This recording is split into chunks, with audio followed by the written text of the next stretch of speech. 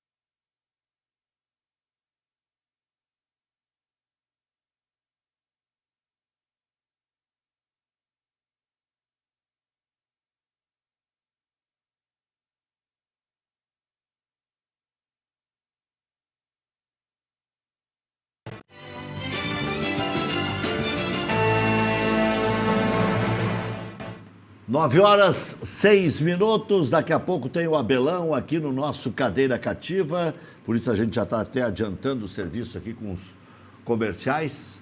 O Abel tem um outro compromisso, ele acompanhou o jogo do Paris Saint-Germain hoje e vai comentar aí, se não me engano é para TNT mesmo, e por isso a gente vai fazer aí uma conversa um pouco mais curta com o Abel, para depois liberar para outro compromisso. O Abel está muito cobiçado aí, né? O Abelão já está ali. O Abel está agora com alta tecnologia, né? Já está sorrindo lá no fundo. Tudo bem, Abel? Vamos ver se a gente já consegue conectar. Tranquilo. É? Vou dar uma de comentarista hoje. Ah, isso é bom, isso é bom. Tem muita gente... Já me testando. Viu, Abel? Não é o teu caso, mas tem tanta gente te enganando aí, né? Por que não, né? Daqui a pouco, né? Pelo menos eu tenho história para contar. É isso aí, eu tenho uma frase pronta. Conta história quem tem história para contar. E é difícil de construir história, né? O futebol está cada vez mais complicado, e ver que você foi escolhido o melhor técnico do Brasil e acabou não ficando no Internacional. Mas já havia um pré-acordo para isso, Abel, até para ficar bem claro, porque você foi um cara muito discreto, muito compreensivo, até a última rodada, não quis falar, ficou tranquilo o tempo inteiro, tentando o título brasileiro, que não vinha para o Internacional e acabou não chegando. Há 41 anos, bateu na trave, em cima da linha e acabou não entrando de jeito nenhum, né, Abel? Não é assim, não entrou de jeito nenhum, não. Porque quando entrou, não quiseram marcar, né? É verdade. Não quiseram validar. Olha, foi um dos maiores absurdos aí que eu vi na carreira, pelo menos comigo. Nos 2 últimos jogos, chegamos no jogo do Flamengo, tínhamos a vantagem nos pontos, e foi aquela expulsão ridícula. Tinha certeza absoluta da forma que voltamos para o segundo tempo, que o panorama do desenrolado não seria igual. Nós íamos para dentro mesmo, que a nossa estratégia era essa no segundo tempo, tentar controlar o máximo possível o primeiro e o segundo cair dentro, independente de como tivesse o resultado. E estava empate, que era bom para nós. E com 3 minutos, se você vê os 2 minutos, ou até a expulsão, você sente que estava um Inter diferente. Aí vem a expulsão e pronto, aí é complicado, né, com um time da qualidade do Flamengo. Você jogar 11 contra 11, imagina aí, 11 contra 10. Mas sobre a pergunta, ela é pertinente, mas ao mesmo tempo, quando eu entrei, né, que eu fui contratado pela outra direção, isso ficou claro que seria até o final do Brasileiro. E depois, na primeira viagem do presidente atual, do Alessandro, eu também tive uma conversa com ele em Salvador. O primeiro jogo que ele foi, acho que naquele momento ali que nós realmente começamos já tinha começado um pouquinho antes, mas deu uma confiança enorme, quase mais ou menos aquilo que já tinha dado depois do jogo do Boca. Mas tinha ficado definido que até o dia 25 de fevereiro, 28, não sei, não ia se mudar nada e aquilo ia continuar como estava. Então não teve nada sei lá, de má vontade, não teve absolutamente nada. Saí me tornando quase amigo deles, né? Porque o convívio foi muito pouco, 2 meses, mas sem problema nenhum, tanto com o presidente como com o Patrício. Eu só achei que poderiam ter me dado um feedback um pouquinho antes, sabe? Porque como eu tinha recebido uma proposta do Nasser, o Nasser do Emirados, e eu não iria, naquele momento, em hipótese nenhuma, largar meus jogadores. Nenhuma. Mas poderia já estar me preparando de forma diferente para outras situações. Né? Eu já teria falado antes, não vou ficar, porque é contrato até o final do Brasileiro, e terminando eu vou embora. A direção já tem outro propósito. Problema zero. E mesmo assim foi sair com um problema zero. Eu não sou de sair atirando pedra em telhado, cara, entende? Foi muito legal, estava se tornando uma relação muito, muito positiva, muito boa com essa nova direção. Então, agora é torcer para o Miguel, é torcer para o Inter, e continue aí, a gente vem acompanhando esses jogos, vendo essa meninada, e isso é muito bom, que vão pegando mais cancha ainda. Daqui a pouco vão começar a se adaptar a uma nova forma, uma maneira de jogar, não sei como irão jogar. Mas o importante é que eu saí feliz com o que aconteceu, mais uma vez lançando alguns meninos, e com certeza irão valorizar muito, né, o clube. Conseguimos quebrar um recorde que para mim era impensável, nunca passou na minha cabeça que eu iria ser um treinador de um clube com o maior número de jogos realizados. Então, por coincidência, isso veio no clube que me proporcionou as maiores alegrias na carreira. E depois daquele recorde de 9 vitórias consecutivas, né, uma invencibilidade Claro que aí se conta também o jogo do Boca e tal, mas eu não sei bem se foram 14 ou 16 jogos, não sei bem. Então, foi tudo, correu bem, cara. O que não correu bem foi a forma que tiraram das nossas mãos. Isso aí realmente ainda não consegui engolir. Pois é, e até eu arrolei aqui vários dias seguidos que não foi parece que não foi uma simples coincidência, um que outro erro. Houve 5 possibilidades de contestação, digamos, em favor do Internacional. Um pênalti contra o Atlético Paranaense, que outros lances iguais se marcou pênalti.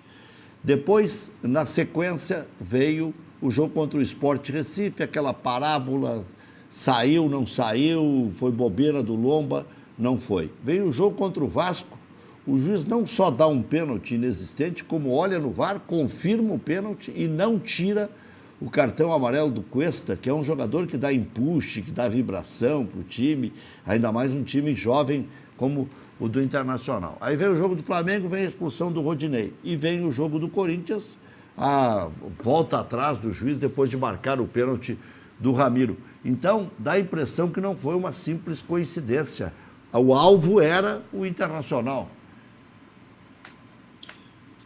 Eu acho que isso já tem ficado claro já há alguns anos, porque é um clube que está sempre colaborando com o futebol brasileiro, seja em seleção principal ou principalmente em seleção de base.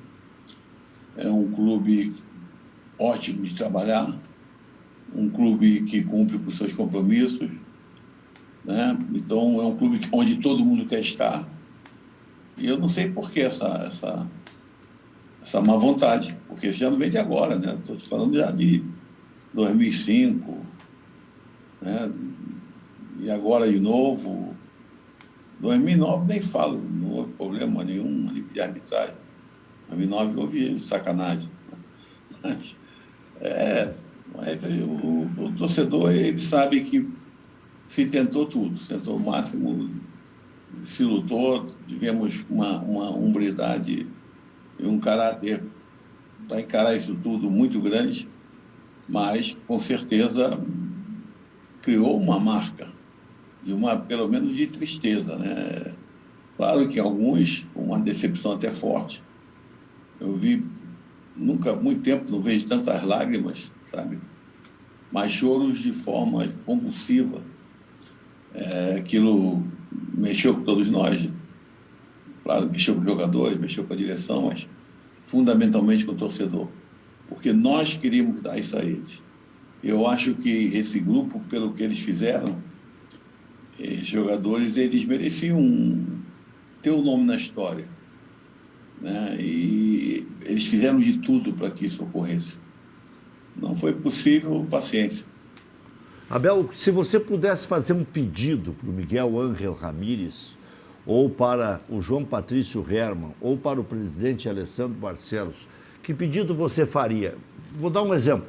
Deixem os jovens, deixa o Caio Vidal crescer, deixa o Yuri Alberto apresentar tudo o que sabe, deixa o Praxedes poder mostrar se tem condições de ser o substituto do D'Alessandro ou construir uma carreira bonita dentro do Internacional, experimenta um pouco mais o Lucas Ribeiro na zaga. O que você pediria para a direção atual do Internacional em relação ao seu legado, que na finaleira ali foi extremamente útil até para garantir as finanças futuras do Internacional, porque alguns jogadores não eram nem notados. O Lucas Ribeiro tinha jogado 2 minutos, o Praxedes jogava muito pouco, o Yuri Alberto não tinha se fixado nunca como titular e o Caio Vidal sequer era conhecido pelos dirigentes. Ele tinha jogado a Copa São Paulo e depois nunca mais tinha se falado. E mais, Abel, até para seu conhecimento, ele era criticado em função do mau desempenho na Copa São Paulo como centroavante. Sinceramente, isso aí não depende só do Patrício, do presidente, não é assim. Tem o Paulo lá, tem o Adriano, mas o importante é que algumas coisas, uma coisa é bem clara, O Inter perdeu. Eu acho que aí deveria haver um esforço maior, suplementar. Foi a saída do Cristiano. O Cristiano é um cara cobiçado por todos os grandes de São Paulo. Teve mais clubes querendo e ele foi para o Atlético Mineiro, né? Eu acho que o Cristiano merecia porque eles conheceram bem o trabalho do Cristiano. E o Cristiano era funcionário do clube, né? A CLT. Eu não, eu era um contrato até o final do Brasileiro. E fora isso, eu acho que isso vai depender muito dos atletas, do treinador, daquilo que ele gosta ali como características. Eu acho que isso também não posso fazer um pedido nesse aspecto, porque o pouco que convivi com eles, né, esses um mês e meio por aí, eles foram sempre muito corretos com a equipe que ia jogar, no apoio dos jogadores. O que se eu pudesse pedir alguma coisa, que continue com transparência, né? Porque é um grande clube, tem que ser muito bem administrado por esse problema ainda, né? Típico que o mundo vive, o mundo do futebol. Tem que se ter muitos planos, muita cabeça, muita inteligência e, acima de tudo, transparência, porque é um momento complicado para todo mundo. Então é isso. Eles continuem se doando como ter feito, aparecem constantemente nos treinamentos, isso é legal, principalmente agora deve ser importante, né, porque é uma nova comissão técnica. Fiquei feliz porque está lá o Paulo, que entrou para o lugar do Caetano, um cara muito bom e muito do bem. Está lá o Adriano, continua, é um cara que mais conhece aquele clube. Adriano Loss. Está lá o Osmar. Então, está lá o Pavan. Esse pessoal, sabe, é uma comissão de um nível muito alto. Esse trabalho que aconteceu agora foi muito legal, mas não foi só o Abel. Eu só estava capitaneando, mas atrás de mim tinha os caras que me ajudaram muito. E, claro, o treinador chega querendo levar a comissão, né?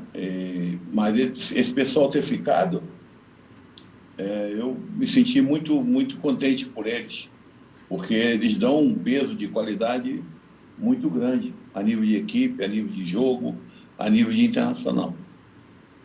Só para lembrar, o Adriano que o Abel fala é o Adriano Loss, que é muito importante para a infraestrutura do Internacional, organização do vestiário, organização das viagens, orientação de como as coisas funcionam dentro do clube. Há muitos anos presta um excelente serviço no Internacional. Até porque alguns ouvem o Adriano, que como ele não aparece muito, né? O Abel fala como uma figura fundamental dentro da infraestrutura do Internacional. E outra coisa, que é um cara... cara sensacional. A nível é um pessoal, a relação que eu tenho com esse cara, de frequentar com a família, de minha mulher ficar com a mulher dele na praia, de ele vir aqui no Rio, ficar hospedado na minha casa quando a esposa vem com o filho. Porra, é um cara além de um até roxo demais, um cara de uma capacidade, uma inteligência rara, né? Então eu citei, acho que essas pessoas, e também o Hélio Carraveta, quando eu falo que onde eu fiz mais amigos na minha vida foi no futebol. E aonde estão essas pessoas? Muito mais em Porto Alegre. E dessas pessoas, cara, além de... Alguns já saíram, né? O Marcelo, o Alê, o Roberto, o Carvalho, o Giovanni. Cara, foram muitos, o Buquinha, muitos amigos. Rubens Garcia, o maior deles todos. Mas aí o Adriano e o Hélio Carraveta, que também o Hélio é alguma coisa fora da curva a nível de futebol, de conhecimento, de estudo. Enciclopédia. O Inter está muito bem servido, cara. Tem um Ademir na base, que é um cara incrível. Agora chegou o Julinho, que trabalhou no Grêmio, trabalhou nesses clubes, e está fazendo também essa interação entre base e profissional. O cara chegou torcendo tanto, eu conhecia, mas não assim tão próximo. Fiquei encantado com o trabalho dele, fiquei encantado com o trabalho da análise de desempenho. Esses analistas do Inter, eles te passam o jogo mastigado, cara, 4, 5 jogos. Os vídeos já, o tempozinho que eu gosto de ver, da maneira que eu gosto de passar para os jogadores. Eu te digo, o Inter está redondo. Não só a nível de retaguarda, como a nível de grupo. Porque o vestiário do Inter é uma coisa incrivelmente sensacional. 7h25, estamos conversando com o Abel Carlos da Silva Braga. É na TNT que você comenta daqui a pouco, Abelão? Já vamos fazer um comercial para eles aí, para ti também, né? Não, vou fazer na TNT mesmo, como tu falou. Eles passaram o jogo naquele estádio, sei lá como é que é. Eu vou mandar daqui a pouco aqui o link do Zoom, como vocês fizeram, e eu vou fazer um comentário lá, coisa curta, nada muito longo. O Paris Saint-Germain está tirando aquele pijama de chumbo, ou seja, a camisa está começando a ficar mais leve, né? Já houve ano passado uma subida boa, mas nunca tinha conquistado, né? E agora está começando a se aproximar. Tá? Não fez um grande jogo, deu a bola para o Barcelona. O Barcelona fez 16 finalizações no primeiro tempo. Uma coisa incrível, esse Embélé é meio incrível, cara. É uma velocidade incrível, ele toda hora parece bem posicionado, mas normalmente é assim, sabe? Diz aí no ditado do futebol, os caras muito rápidos não sabem fazer gol. Cara, esse cara perdeu uns gols incríveis, depois Messi perdeu o pênalti. Mas foi um jogo complicado. Se faz o segundo logo no primeiro tempo, quando realmente dominou. Aí depois o Paris já veio um pouquinho diferente do segundo, com mais homem no meio campo, e já dificultou bastante. Diga, Maurício Freitas. Bom, Abel, eu queria que você falasse um pouco sobre qual você considera o principal legado que essa sua passagem deixa para o Inter. É retomar a confiança em Grenais, que o Inter parecia que tinha perdido? É retomar a confiança de que um título é possível? É a afirmação desses jovens que você colocou na reta final e muitos deles entregaram o resultado? O que você diria que é o principal legado do Abel nesse campeonato 2020 para a sequência do Internacional? O primeiro é que, como sempre, eu estarei, né? Já estive sempre, como sempre estive, disponível para servir esse clube, né? Porque o clube não me deve nada, eu devo ao clube. Eu dirigi esse clube 340 vezes. Então, eu deixei logo na primeira passagem, porque fui para a Europa. E isso eu tentei sempre ensinar meus filhos, porque escutavam, né, até com não tendo uma cultura excepcional, escutava dos meus pais que eu tinha que conhecer aquele outro mundo, né, outra cultura, outra maneira de viver, de ser. E chegando lá, tinha que me adaptar. Então, isso foi muito bom quando eu fui para... Acabei ficando 6 anos e meio em Portugal. E depois na França, aquela coisa como jogador e tal, depois como treinador no Marseille. Eu não sei, eu acho que o torcedor, ele, pelo que eu escutei, os amigos, né, inúmeros amigos, consulares de todo o Rio Grande do Sul, me mandavam mensagem que eles readquiriram um uma confiança, uma alegria de ver o Inter jogar. Isso foi legal. Isso aí que você colocou é um troço muito importante, né? Você não pode passar, numa época atual, que se vive de rede social, sem ganhar 11 Grenais. Então, isso aconteceu, né? Eu estou torcendo para que quebrem essa minha história de que só eu ganhei uma vez lá na Arena. Esse lançamento dos garotos, eu não sei te falar, cara. Eu sei que é o seguinte, o Abel foi o mesmo. O meu legado no Inter é trabalhar para o Inter da melhor maneira possível. Ser correto, ser honesto e saber exatamente o clube onde eu estou. Isso é uma coisa fundamental, cara. Porque esse não é um clube qualquer, não é um clube comum. Isso é um clube diferente. É um clube que já foi fundado de forma diferente. Então, isso as pessoas precisam entender. Precisam entender essa história do que é um clube do povo, né? E me sinto lisonjeado, orgulhoso de fazer parte dos grandes momentos que esse clube teve. Então, foi muito bom. Em todas as situações que nós encontramos, chegando na véspera já de um jogo de Copa do Brasil, já com uma semana, né? Na outra, eu cheguei na terça. Na outra quinta, já fiz o teste, deu o Covid. Graças a Deus, apareceu o Nazi, me deixou super bem, não tive sintoma nenhum. Mas é assim, eu não sei te falar, né? Isso quem pode falar é vocês, o pessoal, o torcedor, o dirigente. Eu fui aquilo que eu sou sempre. Mas, claro que em tão pouco tempo, em 4 meses, quebramos essa do Grenal, me tornei o treinador que mais dirigiu o clube e quebramos o recorde de número de vitórias em brasileiro da era dos pontos corridos. É muita coisa para 4 meses.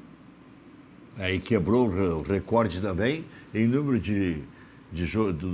o maior número de vezes que treinou um time, que treinou o Internacional, o Abel. Então, são alguns recordes estabelecidos aí. Pretende continuar essa história maravilhosa? De que forma? Você acha que ainda volta treinador ou volta coordenador técnico, Abel? Eu não sei, eu não sei. Não, treinador ainda sou. Eu estou, inclusive, negociação um pouco complicada, mas estou em negociação com um clube do Emirados.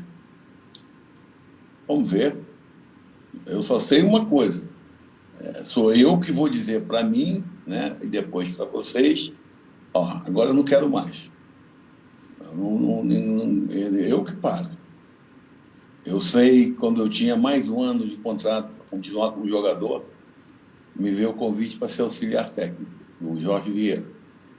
E eu falei, caramba, o joelho já não está legal. Eu vou ter que parar no final do ano. Já é uma chance de começar no clube que eu era jogador e capitão, né, que foi o Botafogo. Então, da maneira que eu comecei, maneira que eu vou também parar. O importante é isso, é você saber o momento de parar, né? E no fundo, né, vou dizer para você, cara, escutei muita bobagem. Você vê a situação do Vasco. O Vasco se combinou de pagar, se cumpriu uma determinada situação com os atletas, não cumpriram. Eu falei, foi isso aí, cara. Já foi o jogo sem torcida, o primeiro aqui no Rio. Depois parou tudo, né? Aquele contra o Fluminense.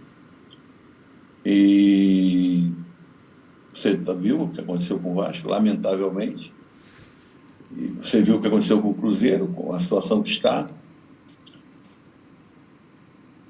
Aí se falou muita bobagem, né? Muita bobagem. Aí aqui a gente vai voltar lá no início. E bobagem de cara que não tem história para contar, né? Tem uns caras aí que falam, cara, e se acham o dono da verdade. Eles não deviam esquecer que o futebol tem espaço para todo mundo, tanto que muitos deles ganham a vida por causa do futebol, como eu. Mas eu sei aonde eu estou pisando. Eu sei quem eu sou. E eu tenho história para contar. Essa é a grande diferença. Abel, ainda em termos de internacional, nunca se falou que aquilo que você poderia ter tido, né? Se tivesse Saravia, Paulo Guerreiro, Bosquilha, o Moledo até o final, e não tivesse perdido também, em determinado momento, o Thiago Galhardo, a convicção no título aumentaria? Olha, o Bosquilha vinha muito bem, né? É um jogador que nunca trabalhei, eu vi alguns jogos do Inter que trabalhava muito para a equipe. O Moledo, apesar de ter ficado extremamente satisfeito e contente com a produção do Lucas, o Moledo deu uma consistência muito forte, porque em característica eles se completam, ele e Cuesta. O Guerreiro, rapaz, eu vou dizer uma coisa para você, que orgulho que eu teria em trabalhar com esse cara, como eu queria. Primeiro que esse cara me tirou um título aqui no Fla-Flu.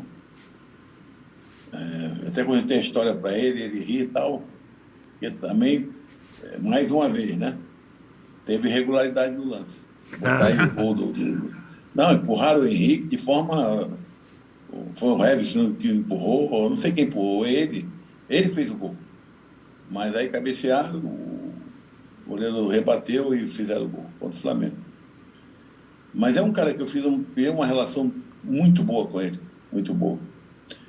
Então, eu iria adorar. E o garoto, o lateral, falam muito, muito, muito bem dele, diz que a adaptação dele foi muito rápida, ele é muito forte a nível daquilo que ele proporciona. Então, sinceramente, eu não sei te falar.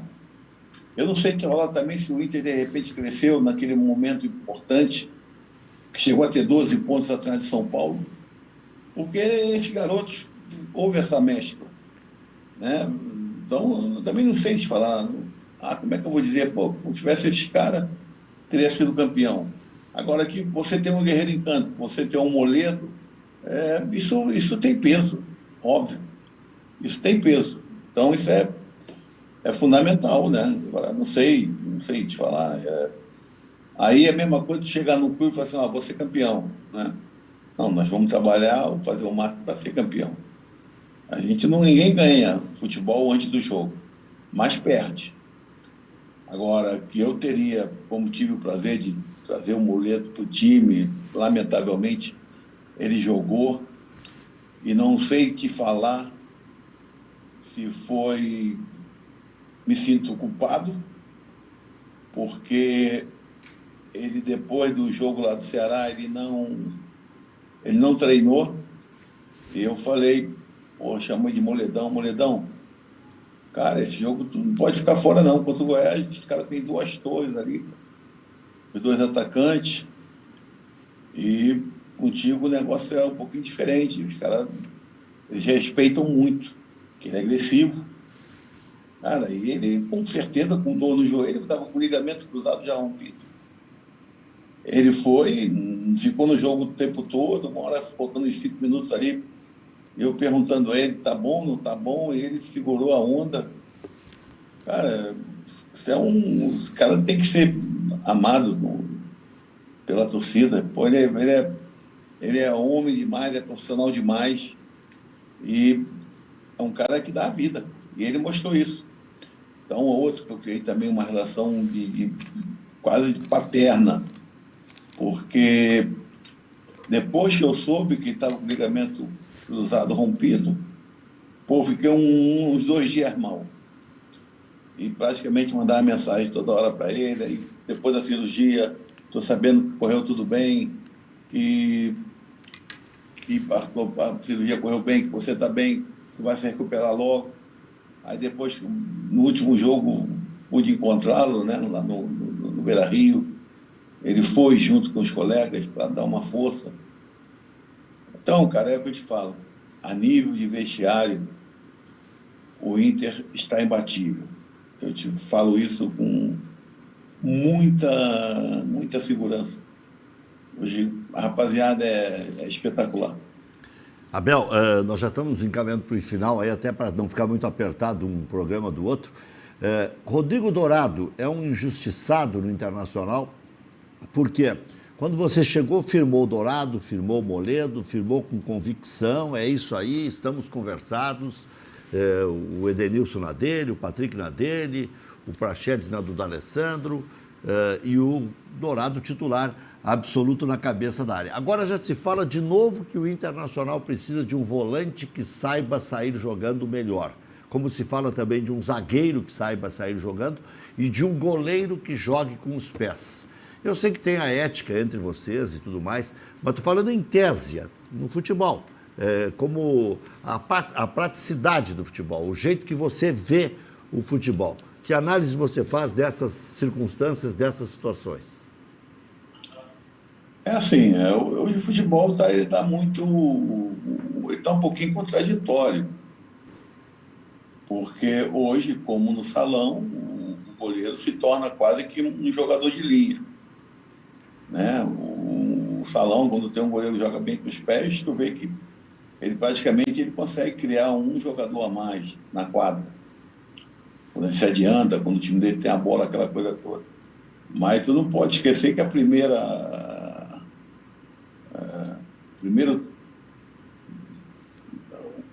mérito, a primeira virtude de um goleiro é defender bem com as mãos, né? E nisso o Inter tem um excepcional. Não é excepcional com os pés? Não. Claro que não. E ele sabe disso. Mas joga muito bem com as mãos. Agora, hoje o volante é um cara que praticamente mais toca na bola dentro de um time de futebol. Hoje é, de repente, um dos jogadores mais importantes, porque é aquele que sabe fechar a defesa, é aquele que sabe quebrar, né, a incursão do adversário entre linhas. Ele tem que ter muita percepção de tempo e de espaço, ter um feeling correto.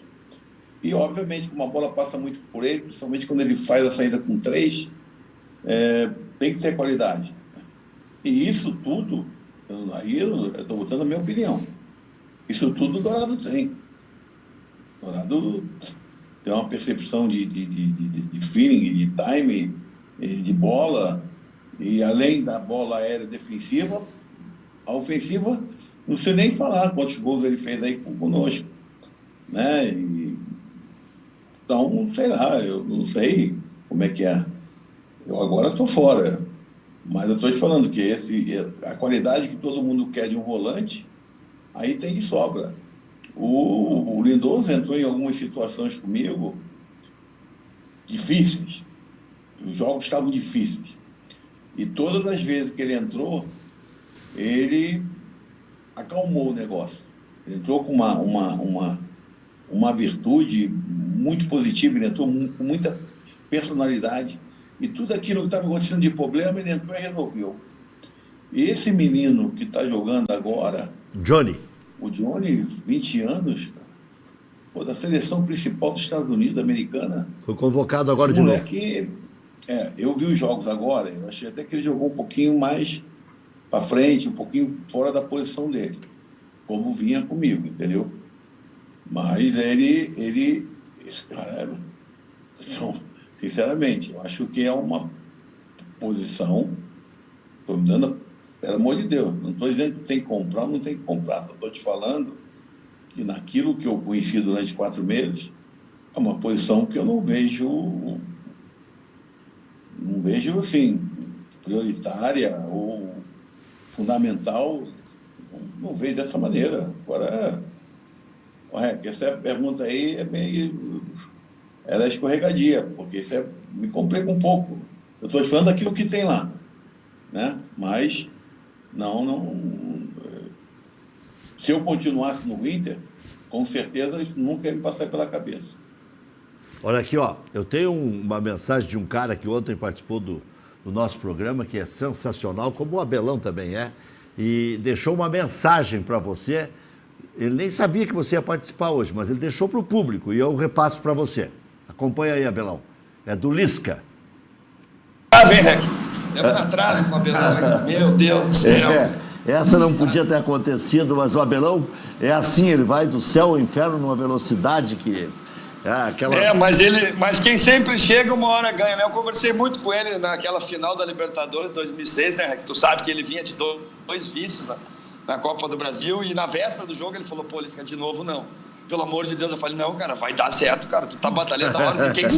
Quem sempre vai chegando, uma hora ganha, velho. Chegou a tua hora, velho. Chegou a nossa hora. Nós vamos ser campeão, velho. E graças a Deus aquela vez. Então, o Abel é um exemplo para mim de perseverança, de luta, de cair, levantar e tá sempre brigando por lá na frente, né, Rec? Eu acho que faltou um pouquinho para ele, mas ele fez um grande trabalho e eu acho que foi muito merecido esse título de melhor treinador e todo o destaque que ele teve. Porque quando trocou aqui o treinador, né, nós íamos jogar contra o Inter, e aí o Salum, meu presidente, e aí o que tu achou dessa troca? Eu digo, Salum, foi o pior cara que o Inter podia trazer para nós, Salum. Esse cara conhece tudo do Inter.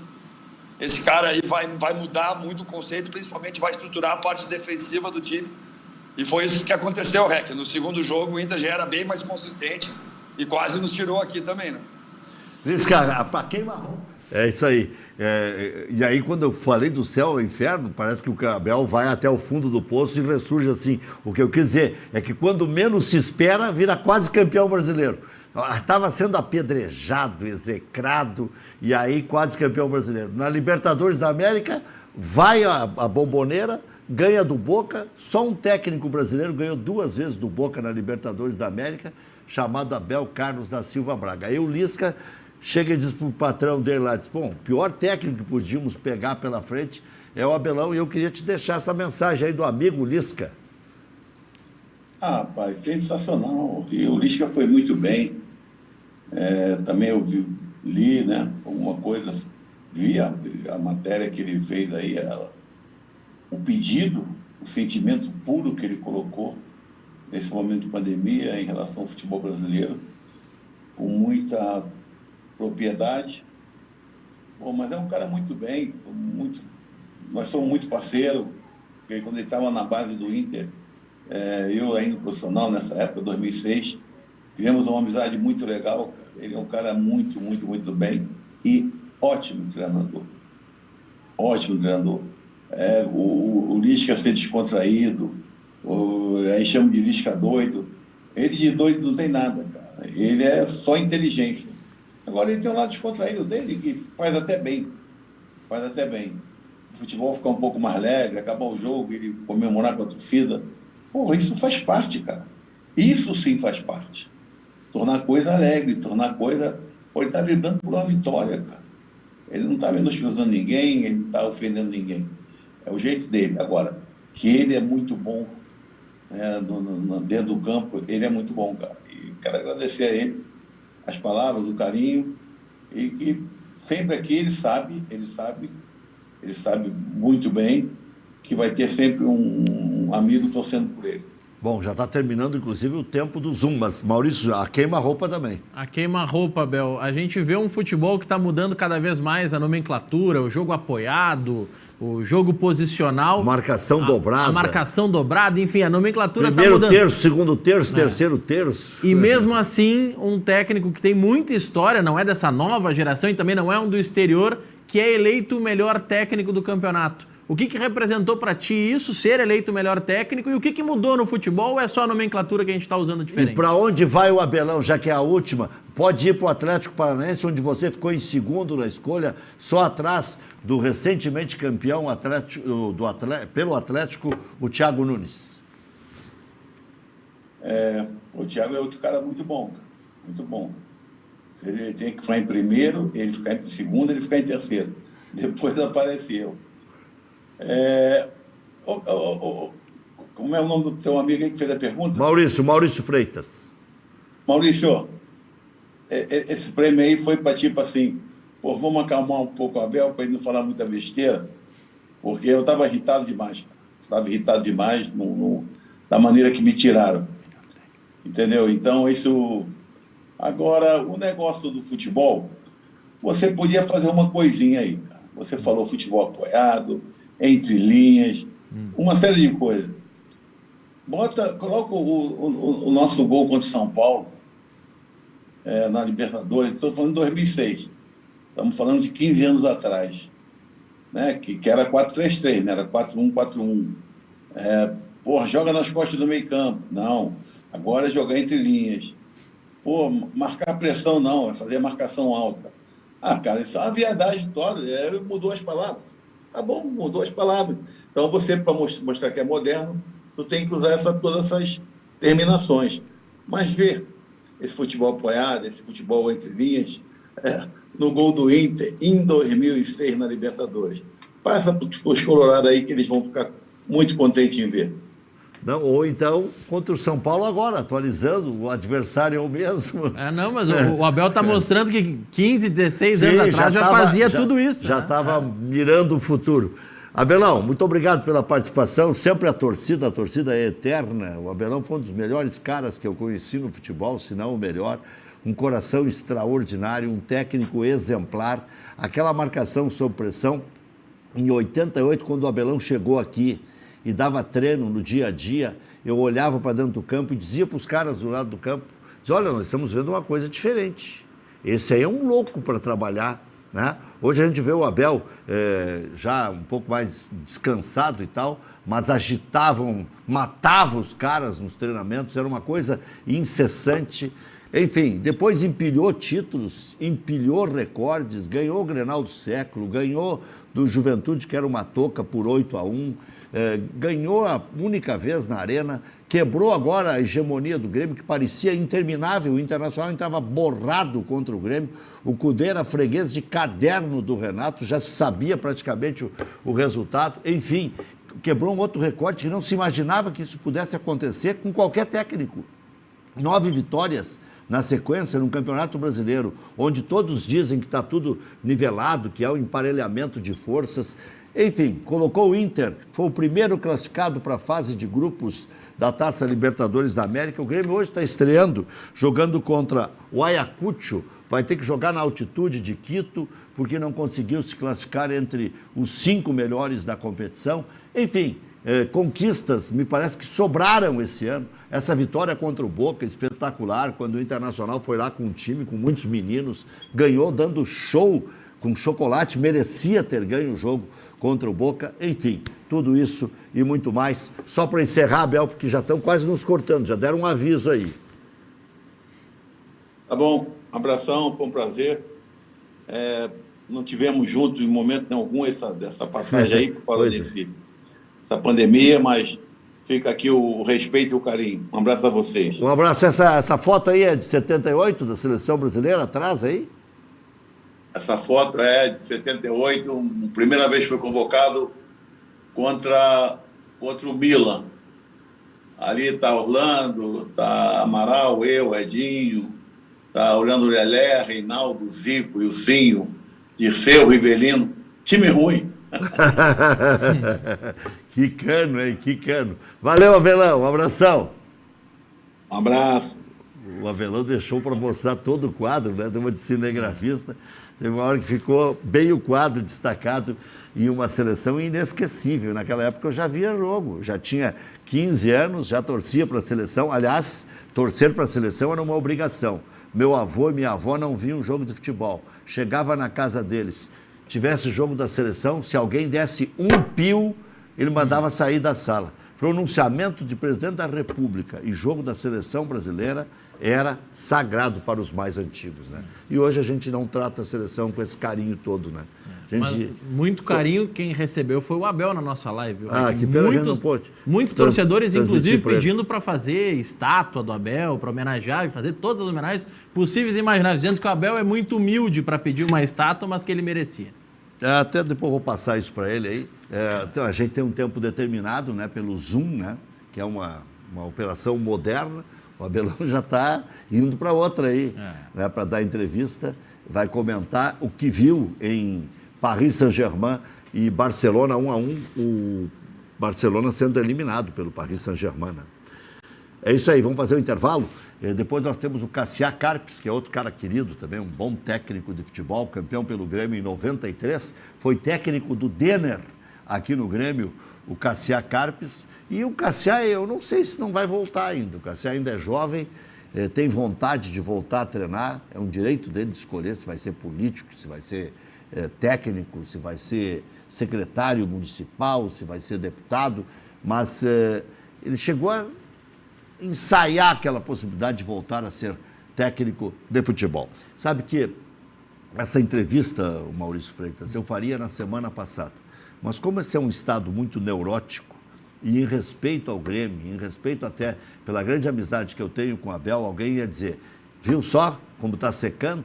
Botou o Abel na semana que o Grêmio estaria decidindo. O Abel queria dar essa entrevista até para elogiar os seus jogadores, para dizer como ficou a relação dele com os dirigentes, porque essa entrevista não tinha sido feita. Eu sei que o Guerrinha fez na Rádio Gaúcha no sábado, no paredão do Guerrinha, uma coisa assim, e eu preferi, o Abel queria me dar a primazia da entrevista, eu preferi fazer nesta semana, justamente para não fazerem nenhuma ilação. Não estou dizendo que o Guerrinha fez. Ele fez num sábado à tarde, né, num programa especial, sem interferência nenhuma na cobertura do Grêmio. Eu quero deixar bem claro, é que pela última relação que eu tive, de ter que defender o Abel de A a Z, por muitas horas durante o dia, porque o Abel estava sendo trucidado aqui, eu me expus até demasiadamente, numa condição que normalmente não avanço, porque era uma coisa desproporcional o que acontecia em relação ao Abel.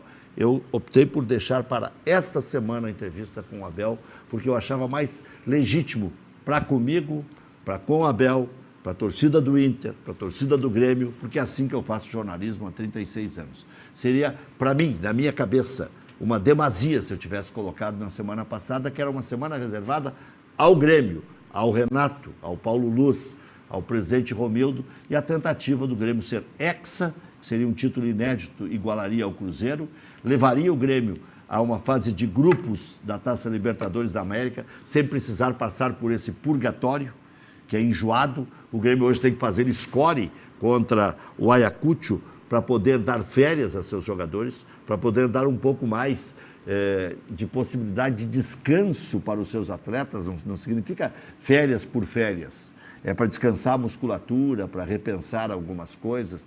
Um Maicon, um Kahneman, um Jeromel, que já tem mais idade, um Diego Souza, né, que sofreram para Dedéu durante a temporada, o Vitor Ferraz, lateral direito, né, terminou o ano extenuado no último jogo, meio irritado também, porque tinha perdido a posição, mas não conseguia mais ter o mesmo desempenho de outrora. Enfim, os próprios jovens sofrem com isso, né? O Thurin, de novo, lesionado agora, deixando de lado o ponto de vista técnico, mas de novo com lesão muscular. Então, por isso, deixei para essa semana. Acho que foi boa, uma entrevista light, sem grandes elucubrações, né? E em relação à enquete que foi feita lá no Atlético Paranaense, o Thiago, eu nem sei se acertou ou não, porque estava para acertar, né? O Thiago Nunes era o primeiro nome da lista, em seguida vinha o Abel e depois vinham 3 estrangeiros, né? Mas o Abelão muito bem conceituado, também pelo trabalho que fez no Internacional. Se foi bom para o Internacional, foi bom para o Abel também, tá? Eu até expliquei a frase do céu ao inferno, porque aqui parecia que ele não iria conseguir dar a volta. E saiu do inferno para o céu numa velocidade impressionante, né? Então, até o Abel deve ter se assustado. Meu amigo enlouqueceu. Eu não estava no inferno. Mas, pô, treinar o Cruzeiro, treinar o Vasco na sequência e depois começar do jeito que terminou no Internacional, parecia uma dor insuportável e interminável. E o Abel conseguiu de novo dar uma guinada. E isso aí não é puxação de saco, não é exaltação pela exaltação, é um reconhecimento. Como a gente reconheceu o Renato, naquela vez que fizemos uma entrevista, eu perguntei se ele sonhava em treinar a seleção brasileira, e também foi nesse programa que ele disse que sonhava sim, né? Assim como antes de decidir a Libertadores da América, disse com exclusividade aqui no Cadeira Cativa que o Arthur era craque, na época ninguém tinha tanta coragem de dizer, e que ele tinha interferido para a renovação do Luan, que naquela época era o querido da torcida do Grêmio, e o Grêmio tinha necessidade em ter o Luan para ser campeão da Libertadores. Bom, o Grêmio vai com aquelas mudanças que eu falei, com Wanderson no lugar do Vitor Ferraz. O Wanderson já tinha jogado a decisão da Copa do Brasil, então já estava com moral. O Pinares, que foi bem contra o Brasil de Pelotas, vai jogar na do Jean-Pierre, que está lesionado. O Ferreirinha vai jogar na do PP, que tem dores no quadril, mas acho que é para dar um tempo para o PP também. E o Vanderlei recupera a titularidade. O Grêmio está falando agora no goleiro reserva do Boca, que eu vi jogar. E é bom goleiro, Rossi, né?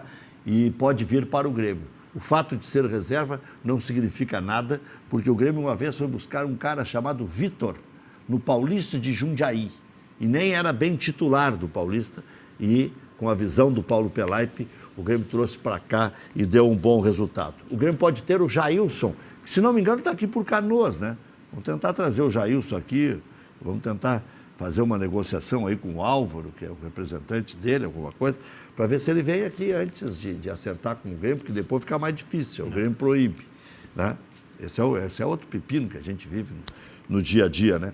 Mas o Jailson, baita cara, gosta do Grêmio, deve quase que tudo ao Grêmio, veio do Guarani de Bagé para cá, depois passou pela Turquia, hoje está na